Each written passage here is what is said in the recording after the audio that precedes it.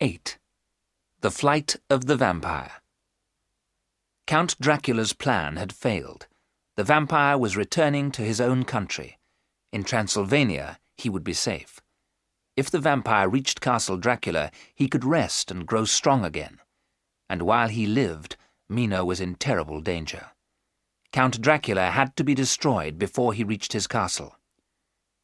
Arthur and Jonathan went to the port of London the next day. They found that a ship called the Queen Catherine had left for Varna. Varna was a port on the Black Sea. Dracula had travelled from Varna in July.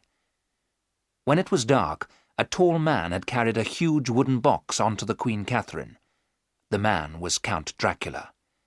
A thick mist had covered the ship before it sailed, and Dracula was in the box. The three men began to make their plans at once.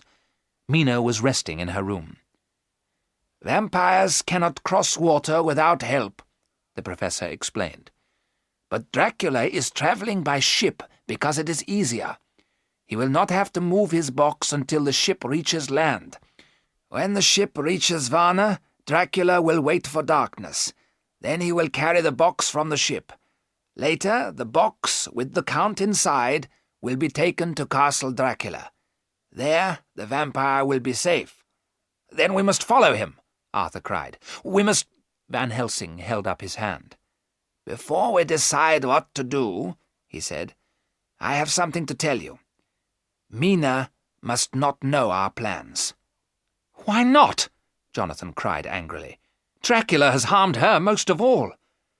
"But the vampire has power over Mina," the professor replied.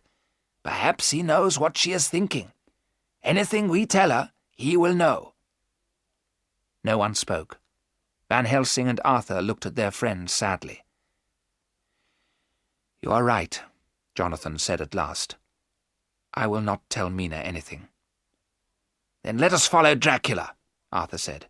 "I have money. We could hire a small, fast ship and—" "No, we must follow Dracula by land," Van Helsing replied. "He will make the ship go quickly. But the ship will take 2 weeks to reach Varna. By land, we can get there in a few days." "So we shall be waiting for him when he reaches Varna," Jonathan said. "No, not you, Jonathan," Van Helsing said. "You must stay here and look after Mina." As he spoke, the door opened. Mina stood there. Her face was pale. "No one will stay here to look after me," she said. "I am going with you." "You will be in great danger if you come with us," the professor said. "The nearer you are to Dracula—" "I know the danger, Professor," Mina replied. "If Dracula calls me to him, I shall have to go. But you can hypnotize me. Then I can tell you where the Count is." The professor smiled. "You are right, dear Mina," he said. Mina held Jonathan's hand and looked at her friends. "Every day, Dracula has more power over me," Mina said. "If his power becomes too strong, you must kill me." At last, the three men agreed. "Thank you," Mina said quietly. "Remember, if I become a vampire, I shall be your enemy too." In the second week of October, the four friends began their journey across Europe. They took the fastest trains, and in a few days they were in Varna. Professor Van Helsing hypnotized Mina every day. He hypnotized her before dawn and before darkness came. Dracula's power was not as strong then. Mina always said the same words.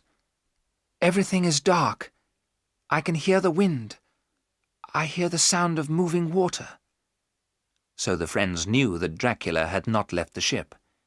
They stayed in Varna waiting for news. More than a week passed. Every day Arthur went to the port. He asked if the Queen Catherine had arrived. Then, at last, news came. When Arthur told the others, his face was white. "The Queen Catherine arrived at Galatz at 1 o'clock today," he said.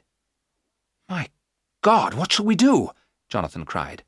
"Where is Galatz?" Mina looked at her map. "Galatz is a port on the river Danube," she said.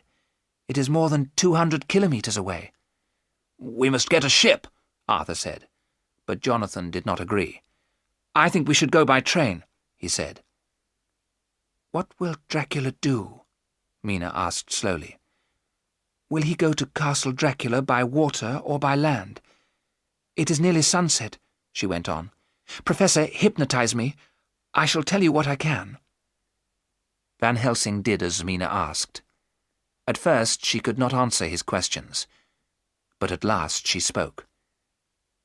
"I hear the sound of water. The water is moving fast. I hear birds singing.